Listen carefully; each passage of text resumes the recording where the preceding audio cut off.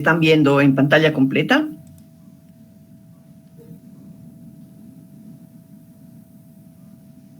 Chicos.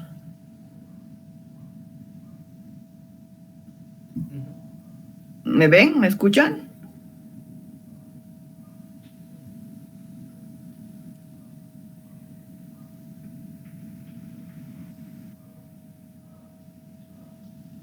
Chicos, ¿vieron mi pantalla? No me han dicho si veían o no. ¿La veían? Chicos, ¿me escuchan? Sí, doctora, se veía. Ya, entonces, por favor, cualquier cosa me dicen y si no me escriben al WhatsApp. Mi internet a ratos me da un poco de temor porque está un poco inestable. Entonces, quedo atenta al WhatsApp si se me pierde, por favor, la señal.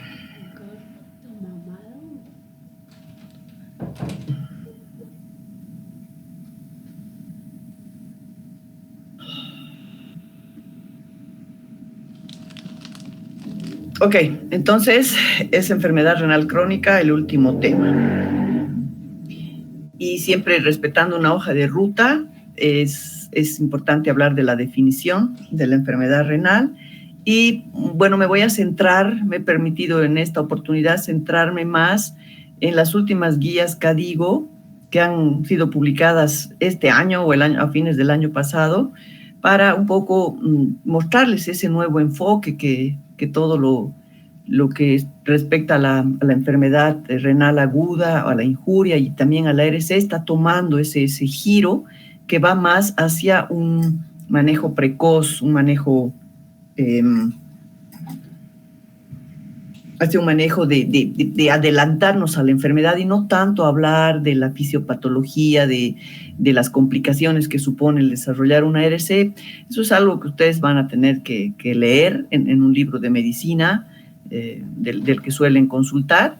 Yo acá quiero dejarles tips de la importancia de la ARC, de su prevención, diagnóstico y tratamiento, además del seguimiento. Bueno, empezamos por la definición, que siempre es importante.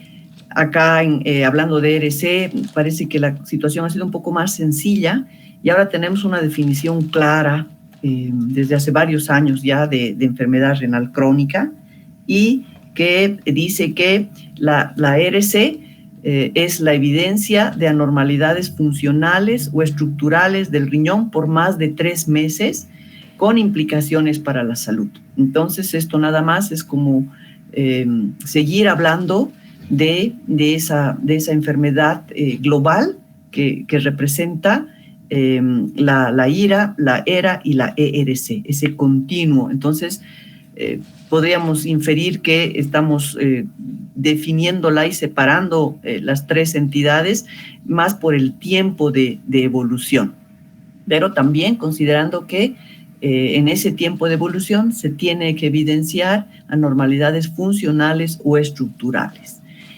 Y la clasificación en estas guías KDIGO ya 2012 con actualización 2024 es en base a la causa, al filtrado glomerular y a la albuminuria. En esta gráfica se representa básicamente las dos variables en las que se asienta la clasificación de la ARC, sin desmerecer la causa, pero acá lo que importa es tomar en cuenta estas dos variables, ¿no? A diferencia de la injuria renal aguda, que hablaba de un incremento de la creatinina y del volumen urinario, acá, cuando hablamos de ERC, tenemos que tomar en cuenta el filtrado glomerular y la presencia o no de albuminuria como un marcador de daño renal. Entonces, acá tenemos 5 estadios que no son difíciles de acordarse, y además esta gráfica en semáforo es muy ilustrativa y siempre la podemos llevar para no perdernos cuando estamos frente a un paciente con algún problema renal y poderlo ubicar en alguno de estos estadios. Empieza con el estadio G1 hasta el G5. Obviamente el menor estadio es el que tiene mayor filtrado glomerular, y el estadio avanzado ya se habla incluso de una falla renal, ¿no? Del órgano como tal. Y esto contrastamos, de acuerdo al filtrado glomerular, con el grado de albuminuria que puede tener el paciente. Y se habla ahora de una albuminuria que es normal o mínimamente incrementada, una albuminuria que está moderadamente incrementada, que es lo que antes se llamaba microalbuminuria, y una albuminuria severamente incrementada, con estos valores, menos de 30, entre 30 y menos de 300 y más de 300. Entonces, si cruzamos estas variables, acá tenemos el resultado de dónde podría estar ubicado nuestro paciente. Y lo que nos quiere mostrar este mapa con los colores del semáforo es cuáles son los pacientes que nos mueven más a un tratamiento y a un control más seguido. Comenzando por estos, que prácticamente más de 90 en un paciente que no tiene alteración estructural ni funcional, pues serían pacientes normales en los que solamente habría que ver si hace falta hacer pesquisa. En cambio, ya aquellos pacientes que están en un grado un poquito menor de la filtración glomerular, por ejemplo aquí, uno que está en un grado 2 con un filtrado menor a 90 y que tiene una proteinuria entre moderada y severa, entonces ya los colores van cambiando, llamándonos la atención sobre la importancia de prontamente iniciar un tratamiento. Entonces, este es el mérito de esta clasificación que nos permite una detección precoz y un tratamiento oportuno. En el otro lado está la coloración roja, que ya habla de alerta, donde precisamente estamos con un paciente ya en franca falla y lo que nos toca en cualquier grado de la proteinuria es tratarlo, seguirlo muy, muy frecuentemente. Los números acá nos dejan saber cuál es la frecuencia de control en un año que tenemos que hacer con los pacientes.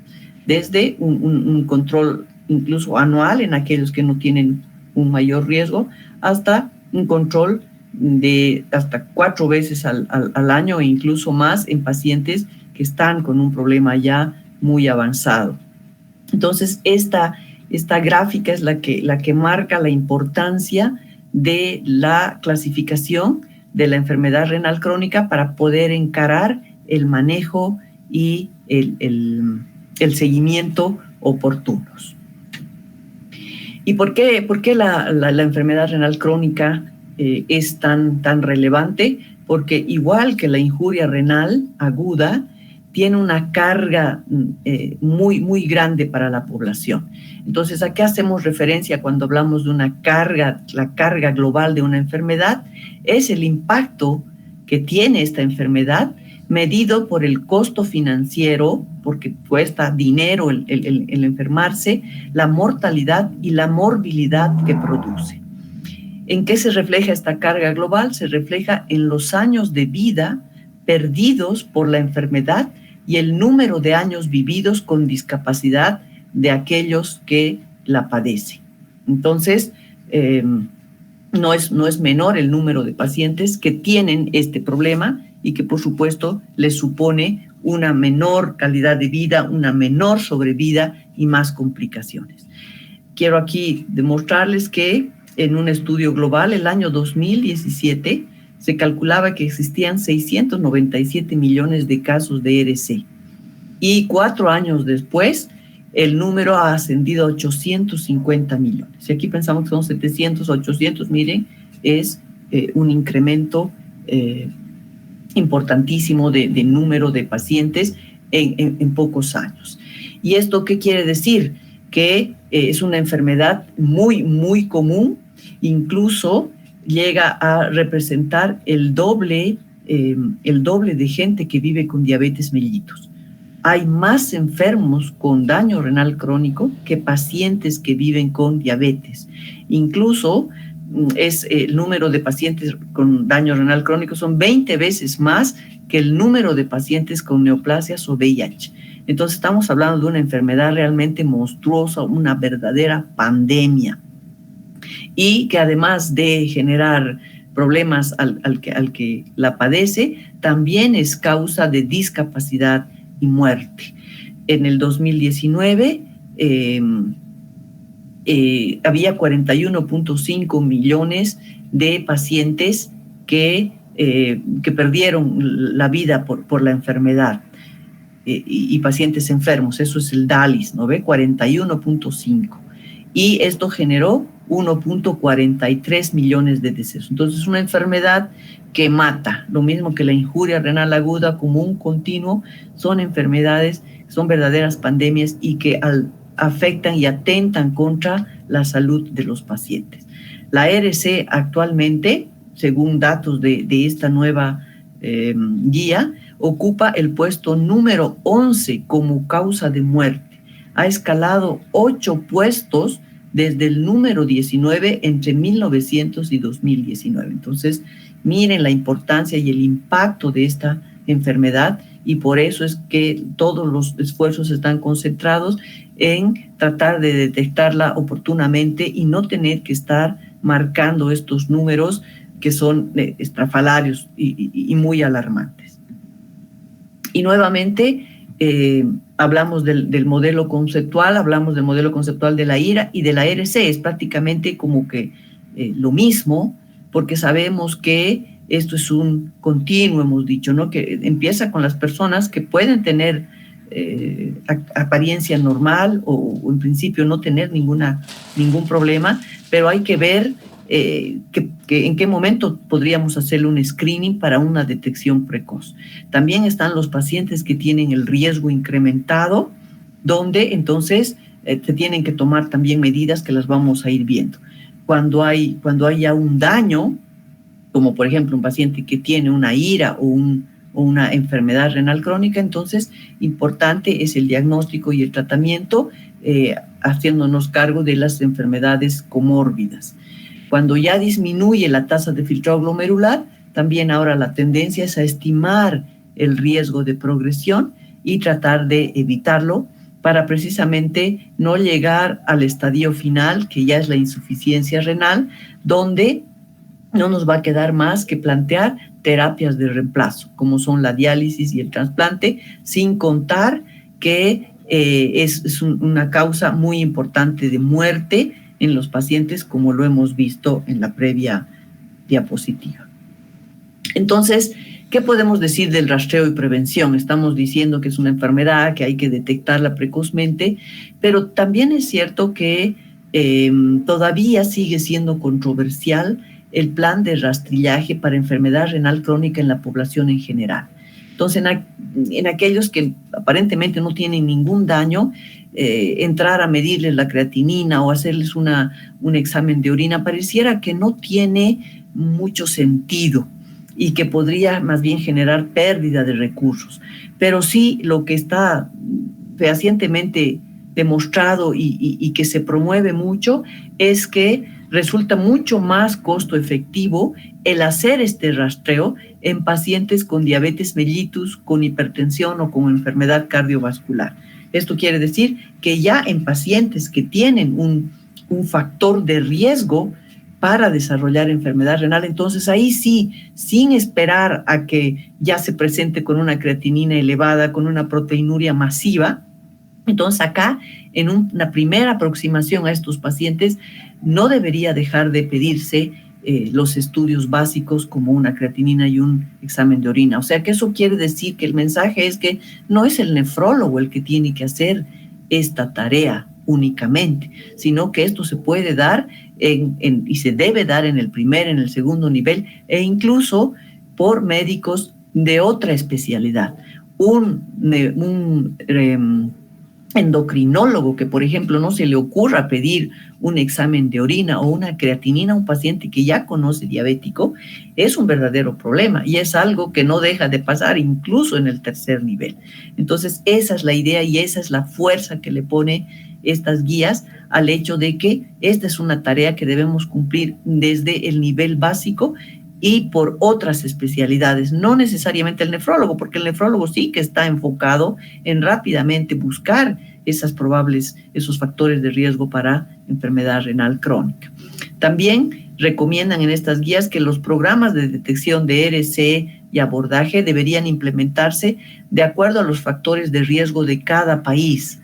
Entonces nosotros también tenemos que ser capaces de reconocer esos problemas medioambientales que hemos comentado en la previa clase, aquellos pacientes que desarrollan una injuria renal adquirida en la comunidad por algún trabajo en medios hostiles o por trabajo con sustancias que pueden ser lesivas al riñón. Entonces, y también en nuestro país, que es tan común la venta libre de medicamentos.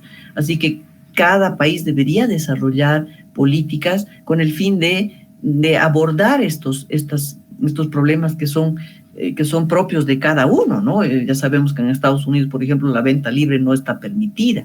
Entonces ellos están controlando un factor de riesgo que es el abuso de medicamentos que puede condicionar una falla renal.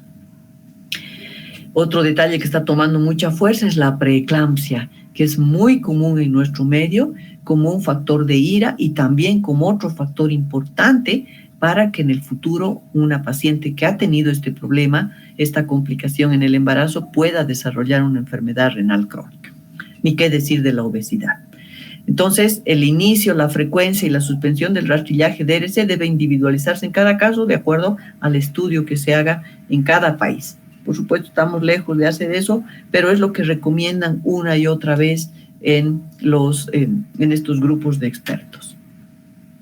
¿Y cuáles son los factores de riesgo para la enfermedad renal crónica? Creo que todos lo sabemos.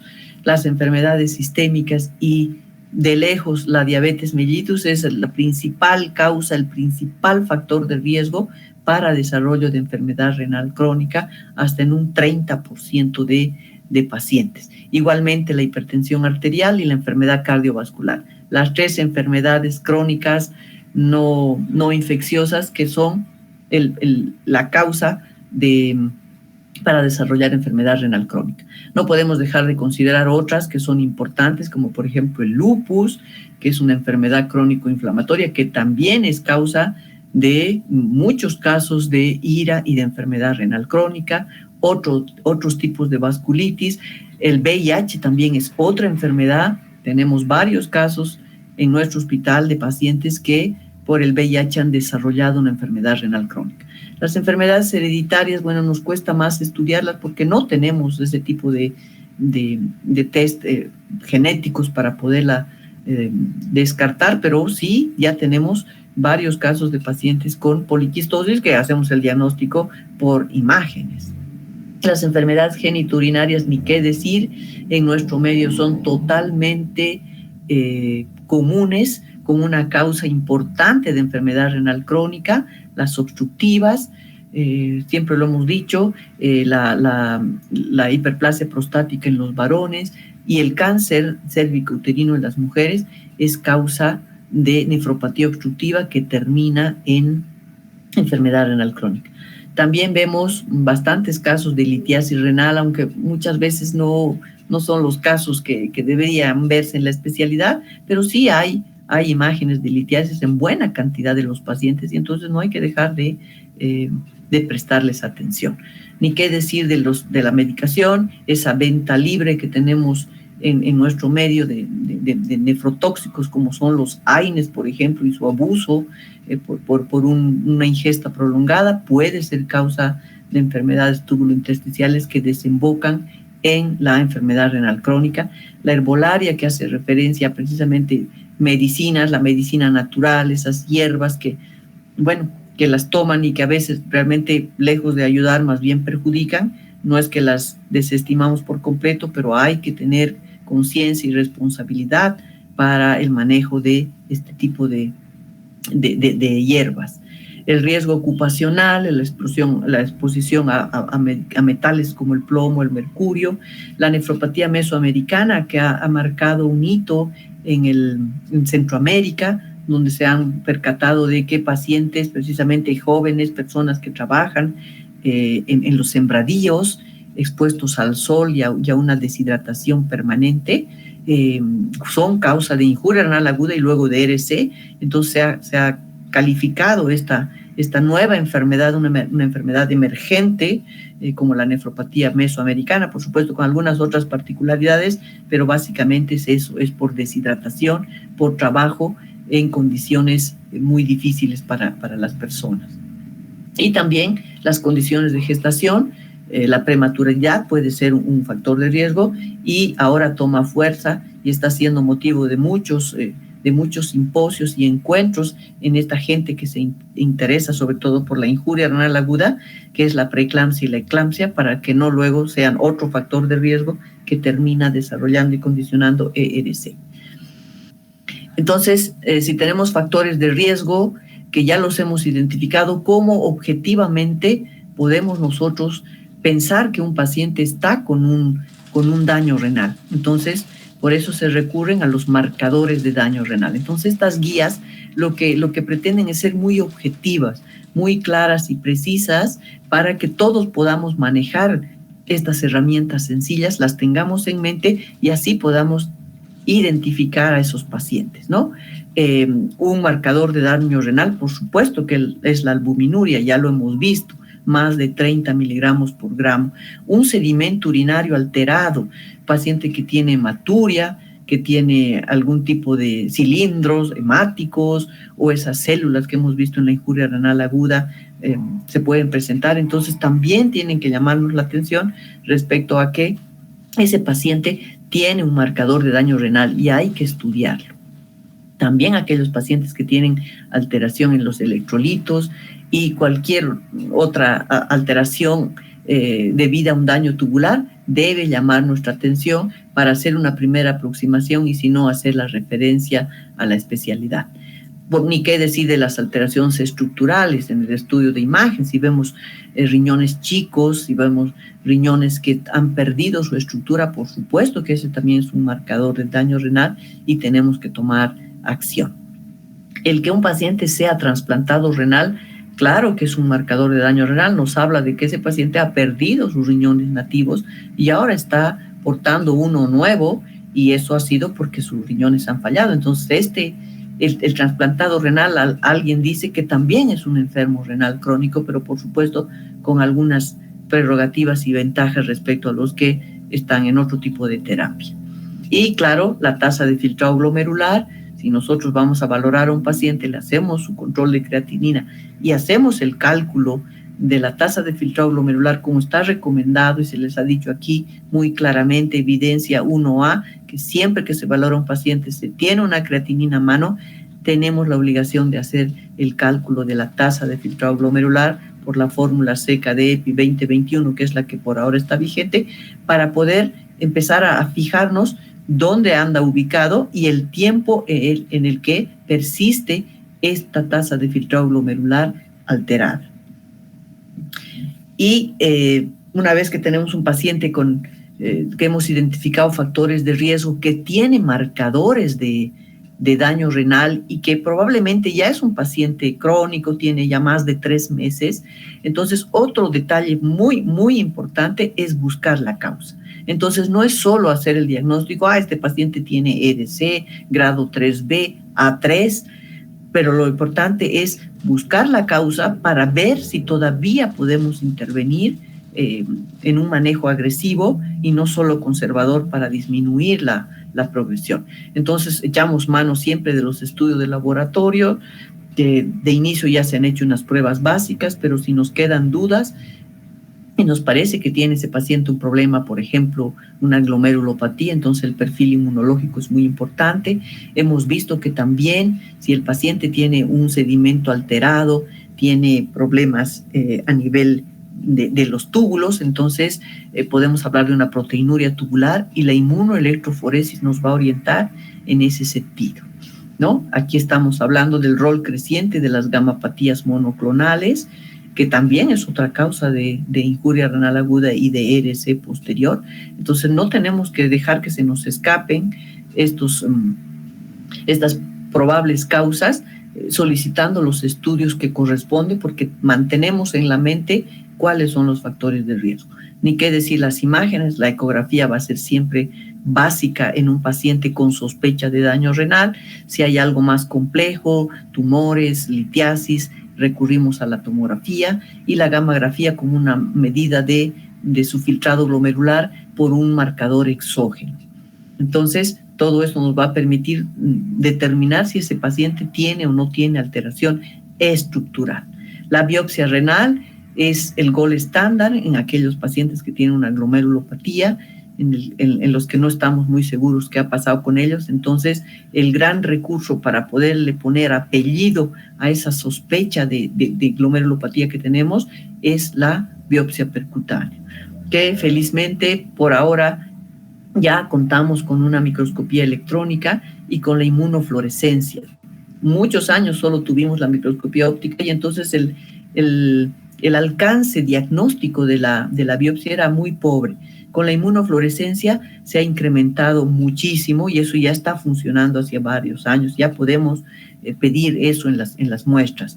La microscopía electrónica es nuestro gran desafío porque con este método mucho más depurado y sofisticado, pues ya tendríamos todo el abanico de posibilidades para llegar a un diagnóstico exacto. Esto es lo que nos falta. Y los test genéticos, que como hemos dicho para enfermedades hereditarias, pues todavía no tenemos disponibles. Aquí también hablamos de una etiología desde el punto de vista anatomopatológico. No hay que dejar de pensar que, como habíamos comentado, hay enfermedades que pueden ser propias del riñón, y por eso se llaman primarias, o enfermedades sistémicas que afectan al riñón secundariamente, ¿no? Que es decir, el riñón es una víctima más de esta enfermedad sistémica. Y aquí podemos diferenciar entre las enfermedades glomerulares, enfermedades túbulo-intersticiales, enfermedades vasculares, quistes y otras enfermedades sistémicas, congénitas. Entonces, hay que también tener en cuenta con esta etiología anatomopatológica, cuando ya tengamos elementos de juicio, podemos ir afinando la búsqueda de la causa, tomando en cuenta si es una enfermedad sistémica, si es una enfermedad primaria renal y a qué nivel estructural se encuentra dentro de la nefrona y de los riñones. Entonces, ya siempre tratando de aterrizar en la parte práctica, porque eso es lo que se busca, que ustedes tengan herramientas para no perderse en la teoría, sino tener algo para poder aplicar inmediatamente y de manera fácil y sencilla. Entonces, acá, adaptado de precisamente estas guías, está este algoritmo para el cribado de ERC en adultos. Entonces, hemos dicho que el cribado, de preferencia en pacientes con riesgo de ERC, ¿no? Pacientes diabéticos, pacientes hipertensos, pacientes con problemas neoplásicos, pacientes con problemas cardíacos. Entonces, en esos está justificado el hacer un rastrillaje, aunque veamos una creatinina normal. Entonces, lo que nos toca es calcular la tasa de filtrado glomerular y pedirle el famoso examen de orina, donde además de ver el aspecto químico y físico de la orina, vamos a pedirle esto que ya lo hemos venido repitiendo a lo largo de las clases que vamos dando, es el cociente albúmina-creatinina en orina casual, que gracias a Dios cada vez está más disponible. Si no tenemos esto, bueno, con la tira reactiva podremos ver si el paciente aparece una cruz de proteínas en la tira reactiva, sabemos que mínimamente tenemos que pedir una proteinuria de 24 horas porque ya ahí se está manifestando una proteinuria patológica. Otros marcadores de daño renal, cuando los tengamos, hemos hablado de esos marcadores precoces, pero que todavía no disponemos de ellos. Entonces, lo que buscamos es también siempre excluir que el paciente tenga una injuria renal aguda o esté dentro de ese otro concepto que es la enfermedad renal aguda.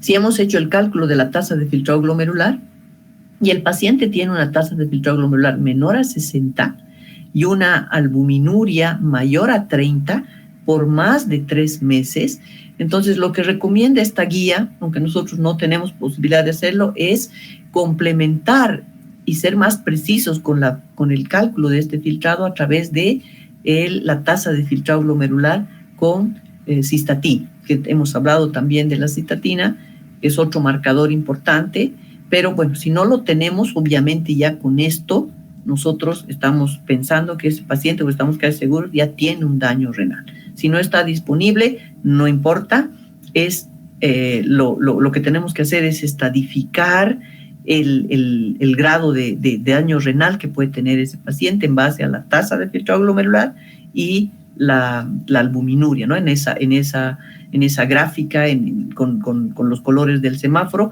Ahí tenemos que ubicar al paciente. Si podemos, tenemos que buscar la causa, estimar el riesgo de progresión e iniciar el tratamiento sin más demora. Si ese paciente que es diabético, hipertenso, cardiópata, todavía mantiene una tasa de filtrado glomerular mayor a 60 y no tiene una albuminuria patológica ni otros marcadores, entonces podríamos pensar que ese paciente no tiene daño renal, pero no por eso vamos a mandarlo a su casa y decir que todo está bien, sino que necesitamos hacerle un seguimiento periódico porque sabemos que estas enfermedades son potencialmente desencadenantes de un daño renal. Entonces, la tasa de filtrado glomerular ya la hemos visto. La cosa no es repetir, bueno, en realidad repetir es importante porque así a uno se le queda, pero aquí, claro, nosotros no tenemos esta opción de medir la cistatina C. Lo único que quisiera que se queden acá con el mensaje es que frente a una creatinina ustedes tienen la obligación de calcular el filtrado glomerular. Y si queda alguna duda respecto a esa tasa estimada de filtrado glomerular por causas que ya hemos visto en las previas clases y creen que hay que completar el estudio con algún otro, en este caso no cistatina porque no disponemos de ella, pero se puede hacer un aclaramiento de creatinina de 24 horas, se le puede pedir una gammagrafía renal que está a nuestro alcance. Entonces, esa es la idea, que debemos contrastar el filtrado glomerular estimado por fórmula con otros estudios, otros marcadores que dijimos exógenos que tenemos a mano cuando hay dudas y cuando queremos ser muy precisos respecto a si realmente este paciente está con un daño renal. La evaluación de la albuminuria, también hemos hablado bastante de albuminuria en los exámenes complementarios. Es una primera orina matinal, habíamos dicho podría ser la segunda también, de media micción, y determinar en orden de preferencia lo más importante es la albuminuria, ¿no? Que habla de la relación albúmina-creatinina, pero también si esto no se dispone porque requiere un método laboratorial un poco más depurado, se puede hablar de relación proteína-creatinina, es decir, que toma en cuenta todas las proteínas y también tiene un corte. O finalmente la tira reactiva. Si hemos visto que la tira reactiva es positiva, entonces ya estamos hablando de que tiene una albuminuria moderada. Y esto pero es cualitativo, entonces nos vemos obligados a confirmar la cantidad de proteinuria o albuminuria que está eliminando este paciente, ya sea con esta albuminuria, y si no hay, una proteinuria de 24 horas. Y también aquí se habla de una segunda muestra, o sea que a la primera muestra obviamente tenemos que estar atentos, pero siempre tenemos que repetir, ¿no? En un lapso de 20 a 30 días, una segunda muestra para saber si este paciente no ha tenido, por ejemplo, una albuminuria transitoria. ¿Cómo vamos a seguir la progresión del ARC en un paciente que ya sabemos que tiene más de 3 meses con una alteración de tasa de filtrado glomerular y albuminuria? Entonces, hemos visto en el semáforo, aquí nada más está en letras, que el monitoreo debería ser anual para aquellos en los que hemos determinado que tiene una enfermedad renal inicial, grado 1, grado 2, cada 6 meses para los pacientes con ERC grado 3, cada 3 meses con aquellos que tienen grado 4 y hasta cada mes y medio para los que tienen grado 5 y ya van a estar en instancia dialítica. Estas son pautas, por ejemplo, si hay necesidad de hacer el seguimiento más cercano, por supuesto que hay que hacerlo, sobre todo en aquellos que están con una evolución muy, muy cambiante o que han tenido eventos intercurrentes. El diabético que de repente hace una sepsis por infección urinaria o que se enferma con una neumonía, claro que nos va a obligar a hacer un seguimiento más cercano. O si ha sido intervenido por algún motivo quirúrgicamente. Y es importante reevaluar si hay una variación hasta del 20% de la tasa de filtrado glomerular. Entonces, si hay un descenso tan rápido de la tasa de filtrado entre control y control, probablemente tengamos que hacer uno más seguido. O si la albuminuria está creciendo y de manera inesperada, Entonces también todas estas situaciones nos obligan a estar cercanamente citando al paciente para poder valorarlo. Y nuevamente aquí les muestro para recordarles que esta tablita puede ser muy útil para ustedes como futuros internos, como futuros especialistas de lo que fuere, porque tenemos la obligación todos de estar pensando en esta enfermedad y cómo podríamos manejarlos, ¿no? Si obviamente esto rebasa la capacidad de un internista o de un médico general, ya sabemos que la referencia oportuna al nefrólogo también es importante, pero en etapas en las que no es muy terrible el daño y estamos conscientes de que podemos intervenir, se puede manejar tranquilamente en un segundo nivel o con médicos no especialistas. Y bueno, en estas guías hablan de muchas recomendaciones. Por supuesto que es una guía súper abundante en información. Yo he tratado de rescatar lo que nos puede quedar y lo que puede servir como una base para que luego se siga profundizando. Es que en todo paciente que ya tiene un daño renal, aunque sigue siendo muy discutido, es una limitación, es decir, una alteración, modificación de su dieta, con una ingesta proteica que tiene que ser un poco menor a la habitual para no sobrecargar al riñón, ¿no? Pero por supuesto también hay que valorar a los pacientes que si están muy desnutridos, si están sarcopénicos y nosotros les restringimos más la proteinuria, la proteína para ingerir, obviamente que va a ser deletéreo el efecto. Así que todo siempre es con valoración y personalización en cada caso.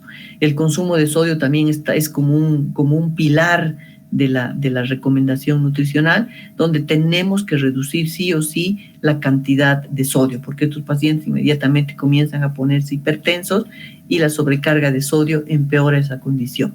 Y otro problemita que enfrentamos con los pacientes ya renales crónicos en esos estadios 3A, 3B, entonces es el control del potasio, que el potasio elevado tiene sus riesgos, pero hoy por hoy en estas guías lo que están tratando es de no estigmatizarlo tanto y que no hay que ser tan estrictos, pero sí hay que estar vigilantes porque claro que un potasio elevado puede producir problemas. Hay que evitar la hipercalemia y siempre que estamos frente a una hiperpotasemia, pues las posibles causas son el consumo de medicamentos que son muy útiles en esta etapa. Entonces, por eso es que las guías están tratando de encontrar un equilibrio, de modo que la hipercalemia no nos haga interrumpir medicamentos que son tan beneficiosos para los pacientes en estas etapas. Y lo que ha marcado el hito en el manejo de estas patologías crónicas, hablo no solo de la renal, sino también de los pacientes con diabetes y de los pacientes con patología cardíaca, son los inhibidores de la SGLT2, ¿no? Entonces, miren, en pocos años, creo que, bueno, en realidad no son pocos años que se conoce estos medicamentos, pero hace unos 4 o 5 años que ha empezado a tomar fuerza, tanto así que su grado de recomendación para administrar a los pacientes es 1A, o sea que es muy alto, es muy alta la fuerza que tiene la recomendación de que en estos pacientes diabéticos con una enfermedad renal crónica y una tasa de filtrado glomerular mayor a 20, tenemos que darle como parte del arsenal terapéutico los inhibidores del SGLT2. Incluso acá se animan a decir que hay que continuar con los SGLT2 si la tasa de filtrado glomerular cae por debajo de 20, a menos que no se tolere o ya inicie la terapia de reemplazo. Estamos viendo gran entusiasmo por estos medicamentos que los pacientes que son cardiópatas, que son diabéticos y ya están en falla renal con terapia sustitutiva, incluso esos pacientes están recibiendo los SGLT2. Entonces, el no darlos es el pecado. El darlos con algunas ciertas condiciones se pueden considerar, pero la idea es que tenemos que empezar a administrar estos medicamentos. Aquí habla de que, por supuesto, es razonable suspender cuando hay periodos de ayuno prolongado, cuando hay una cirugía o enfermedad médica crítica, porque aquí hay un riesgo de cetosis. Entonces, claro, hay ciertos ajustes que hay que ir haciendo con los SGLT2, pero el mensaje aquí es que son parte fundamental ahora del tratamiento en la ERC.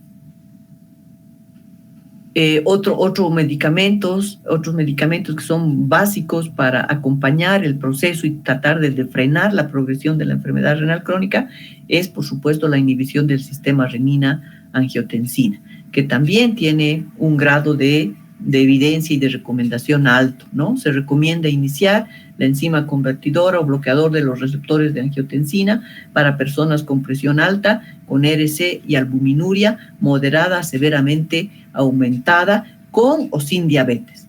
Con diabetes es indiscutible, pero incluso sin diabetes está recomendado asociar a un SGLT2 un inhibidor del sistema de renina-angiotensina. Los cambios, ¿cuál es el gran problema con estos medicamentos? Es que, bueno, pueden alterar la presión arterial, pueden incrementar la creatinina sérica y lo más importante es que modifican el potasio.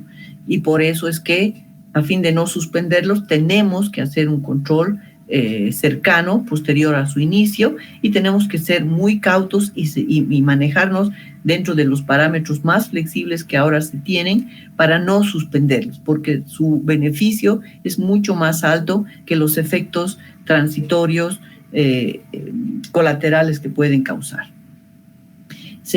Por supuesto que no tenemos que dejar de pensar que se lo puede disminuir cuando de repente tenemos un incremento de la creatinina sérica de más del 30%, porque sabemos que el inhibidor del sistema renina-angiotensina puede disminuir el filtrado glomerular, pero en un parámetro aceptable. Si esto se pasa de límites, claro que vamos a tener que considerar disminuir o reducir.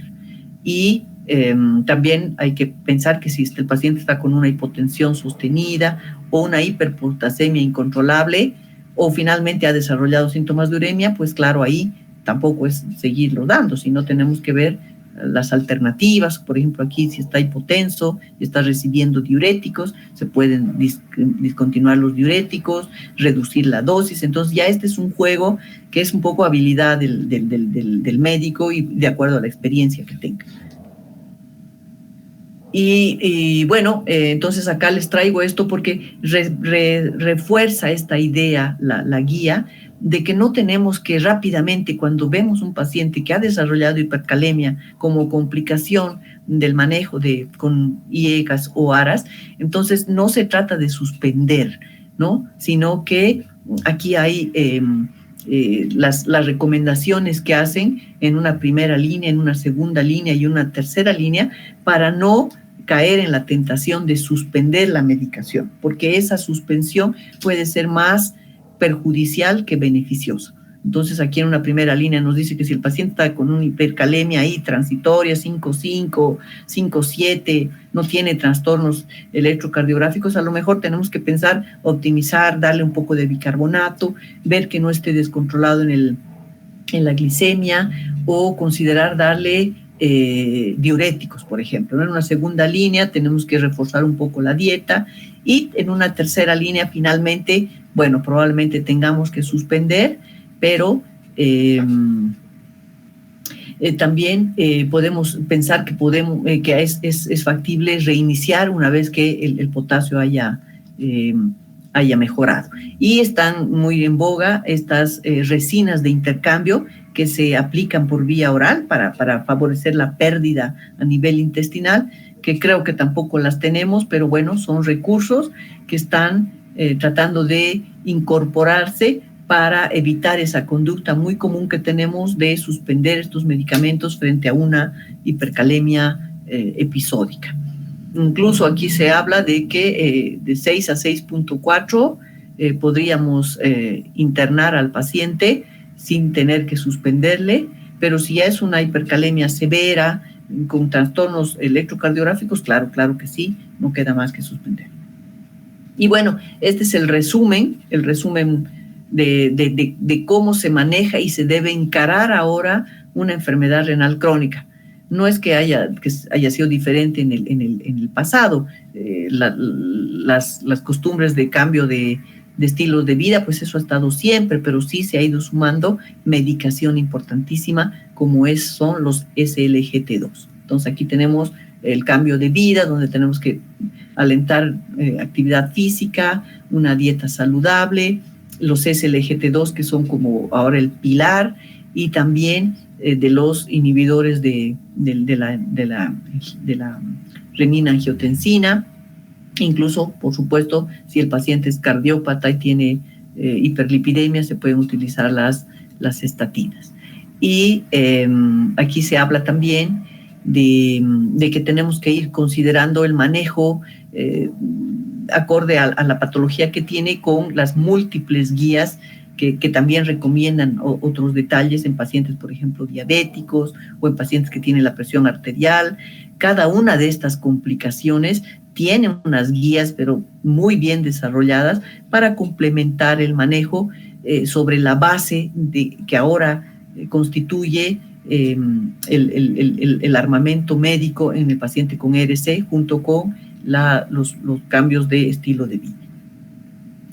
¿Y por qué hacemos todo esto? Bueno, porque lo que queremos es evitar la progresión de la ERC, ¿no? Y aquí lo que incluso se han desarrollado unas fórmulas para estimar el riesgo de progresión, y eso es lo que muestra acá. Es una fórmula que, bueno, habría que buscarla en estas calculadoras, y nos puede ir diciendo en un paciente que en principio está siendo manejado de manera en un segundo nivel, si el riesgo de progresión de la enfermedad renal se ve que es elevado, entonces ya se podría pensar en que tiene que ser referido a un centro de tercer nivel donde necesitan la atención especializada del nefrólogo, porque acá se pueden hacer algunas otras intervenciones y eventualmente lo que nos corresponde es irlo preparando para ya el tratamiento definitivo,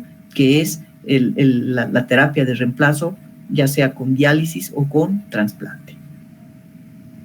Muy bien, entonces no quiero decirles ya mucho más de la fisiopatología. Como les digo, no ha sido el objetivo de esta charla. Ustedes saben y tienen que leer la fisiopatología de la uremia, de por qué se produce la ERC. Sabemos que esto básicamente tiene que ver con complicaciones como se produce una vasodilatación glomerular cuando hay una disminución del número de nefronas, hay una hipertrofia glomerular, y el resultado común definitivo es esta glomeruloesclerosis, que es obsolescencia de los glomérulos, que son las unidades funcionales, y por supuesto la falla renal. Igualmente es muy importante el juego de la angiotensina, por eso su tratamiento, el bloquear la angiotensina 2, porque también genera fibrosis y por eso termina también en la vía general, que es la esclerosis glomerular e intersticial. Entonces, todo el objetivo terapéutico tiene que ver, por supuesto, con la fisiopatología. Se ha visto que estas sustancias son muy nocivas cuando están dentro de un paradigma de enfermedad renal crónica.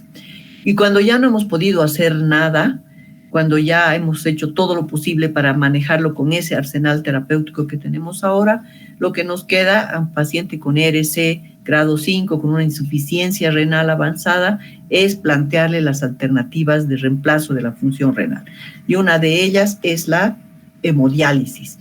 Entonces, la hemodiálisis, ustedes como rotantes en los hospitales, creo que no en todos pueden ver esto, pero esta es una técnica de depuración extracorpórea de la función renal, que lo que hace es tratar de muy pobremente sustituir la función del riñón, ¿no? Que es el filtro por excelencia, y esto se logra a través de contar con un filtro donde se depuran las toxinas del paciente, y a través de una máquina que lo que hace es propulsar la sangre desde el paciente. En este caso el paciente está aquí, la sangre sale por un acceso venoso, va a una bomba de propulsión y genera su ingreso en este filtro que, además de tener unas fibras huecas que están bañadas por un líquido un líquido de diálisis, que es una mezcla de sustancias ricas en ácidos, en bases y con partes de agua. Entonces, ese intercambio entre la sangre que está llena de toxinas y este líquido que tiene electrolitos y elementos que pueden aportar a la sangre, entonces se genera este intercambio acá por fenómenos de difusión y de convección, y luego vuelve la sangre al paciente limpia. Entonces, la hemodiálisis es una gran terapia que tenemos muchas unidades de hemodiálisis. Es nuestro principal modo de reemplazo de la función renal en Cochabamba y también en Bolivia, y que ha permitido que muchos pacientes, al hacerse esta terapia gratuita a través del SUS, del Sistema Universal de Salud, muchos pacientes vivan gracias a esta hemodiálisis que se brinda 3 veces a la semana, 4 horas, de manera indefinida, hasta que el paciente pueda acceder a otra terapia que es, en todo caso, la mejor, el trasplante renal. Es la mejor opción de tratamiento para pacientes con enfermedad renal crónica, porque es más eficaz en cuanto a supervivencia, calidad de vida, rehabilitación física, social e incluso en el costo. Entonces, estamos hablando de pacientes que desarrollan su vida normal, que no están atados a esa máquina y que en principio parece una terapia mucho más cara, porque, claro, un trasplante está costando alrededor de $20,000, $25,000 ahora, y que puede realmente ser, en principio, más cara, ¿no? Aquí tenemos la diálisis que en un principio tiene un costo elevado, pero luego como que se estabiliza, y en realidad este es el trasplante en línea blanca. Puede costar más caro en un principio, pero luego los precios, si el trasplante va bien, el costo del trasplante y de mantener a un paciente trasplantado es mucho menor. En cambio, la diálisis siempre tiene un costo más elevado. Y ni qué decir de la supervivencia. Por supuesto que los pacientes que dializan con una máquina que medianamente trata de reemplazar la función de un órgano tan noble y perfecto como es el riñón, entonces nunca va a llegar a lograrlo. Entonces la mortalidad, por supuesto que es mucho más grande que un trasplante que va bien. Por supuesto que hay trasplantes que van mal y que pueden terminar falleciendo también, pero en general la sobrevida de los pacientes trasplantados es infinitamente superior que la de aquellos que permanecen en diálisis. Entonces nosotros hacemos trasplante en Bolivia, lo hacemos en Cochabamba, en el Hospital Viedma, tenemos como 120 y tantos pacientes trasplantados, pero nuestro gran problema es que no hay donantes, sobre todo, donantes vivos. Nosotros hacemos más con donante vivo, o sea que dependemos de la solidaridad, del amor, del cariño, del desprendimiento de familiares para donar un órgano a su ser querido. Pero también aquí hablamos de la donación cadavérica, pacientes que tengan una cultura y desarrollen confianza en el sistema para poder, en un momento difícil de pérdida de un ser querido, autorizar que se les extraigan los órganos para que podamos donar y se pueda implantar a otros pacientes. Entonces, nuestro gran problema, yo diría que es, y en todo el mundo, en España, que es el número 1 en trasplantes, es la escasez de donantes. Y el gran problema es que sin donantes no hay trasplantes. Entonces, lo que se ha tratado, y esto es parte del modelo español, que es el más exitoso en cuestión de donación cadavérica, es generar toda una cadena de procedimientos para llegar a un trasplante exitoso. Y en esto tenemos que tomar en cuenta, por ejemplo, la detección del donante, que eso ahí juegan un rol muy importante las terapias intensivas, la emergencia, cuando llega un paciente tequeado, joven, que está con un Glasgow bajo, ya ese es un potencial donante. Lo que nos queda después es mantenerlo, y esta es otra situación que requiere entrenamiento, requiere dedicación para que ese potencial donante, como ven en general que se va a morir, lo descuidan. Pero si es una persona que va a poder prestar sus órganos o ceder sus órganos a otra gente, entonces hay especialistas que pueden mantener para luego hacer el diagnóstico de la muerte cerebral o muerte encefálica y acercarse a la familia para pedir esos órganos. Y entonces, este también es un tema difícil, pero no imposible. El modelo español lo ha demostrado. Y luego, por supuesto, estar pendientes de estos factores locales y organizativos, a quién, si la familia acepta, a quién se le va a otorgar el órgano, tiene que haber una lista de espera, pacientes críticos que son prioridad, y todo eso tiene que ser manejado de una manera tan transparente para que la familia done con la plena certeza de que va a ir a la persona que más lo necesita y que no va a ser un arreglo o un manejo oscuro de a quién le tocaría esa donación.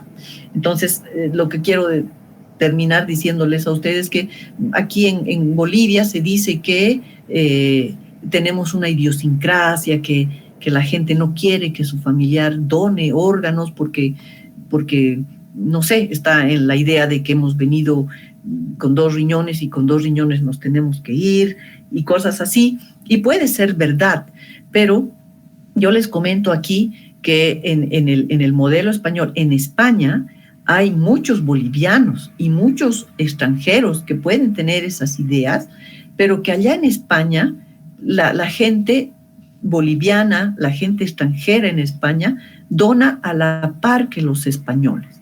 Entonces, ¿en qué ha quedado esa idiosincrasia del boliviano que se va a España?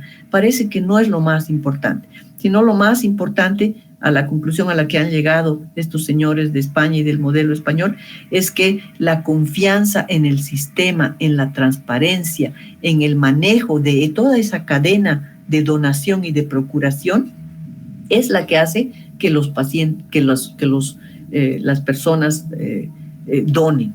Y los bolivianos no son la excepción. Entonces, eso de la idiosincrasia aquí en Bolivia es algo relativo que se tendría y se podría superar, no es el mayor obstáculo, sino es que vean que se maneja de manera transparente y eficiente, cosa que en nuestro medio eso todavía no ha sido posible.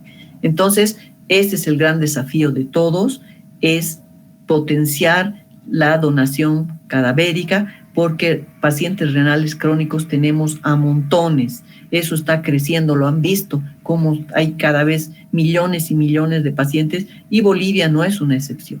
Entonces, una gran alternativa es el trasplante, y el trasplante cadavérico, que puede dar muy buena oportunidad a pacientes para que no se terminen muriendo en diálisis.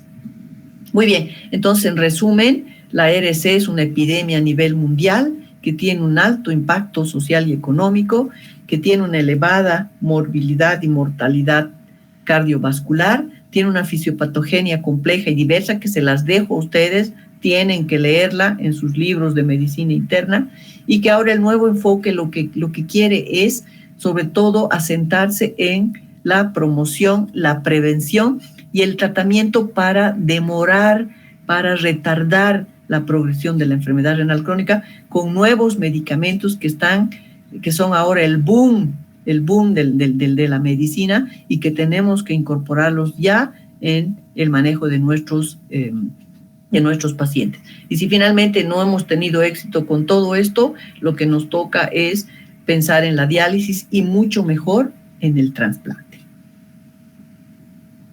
Entonces, eso es, chicos, lo de esta última clase. Realmente yo estoy viendo cada vez más que es difícil resumir tanta cosa de cada especialidad. Está creciendo cada área de las especialidades, está incrementándose tanto que se hace difícil resumir en clases, pero lo importante es darles esos tips para que ustedes en algún momento no solo para el examen, sino en algún momento van a optar por hacer una rama médica o van a ser nefrólogos, entonces tengan esas herramientas y que vean este mundo, este panorama increíble que tenemos ahora de acción. se dice que en esta temporada es bueno ser nefrólogo porque tenemos nuevos medicamentos, tenemos alternativas grandes para seguir creciendo, para seguir estudiando y para seguir atendiendo mejor a nuestros pacientes. Así que bueno, con eso hemos terminado este ciclo. Desde mañana ya, me imagino, y creo que va a ser presencial, no estoy muy segura, el doctor Patiño le tocaría empezar con el tema de glomerulopatías. Entonces, si no hay más comentarios, yo les agradezco. Sé que hay poca asistencia. Cada año digo, no sé qué valor tienen estas clases para que asistan 11 pacientes cuando son 11 alumnos cuando son no sé cuántos. No lo sé, pero en fin, la universidad nos sigue obligando a dar estas clases y aquí estamos. Siempre sirven para seguirnos actualizando. Gracias, chicos. Entonces nos vemos en las rotaciones.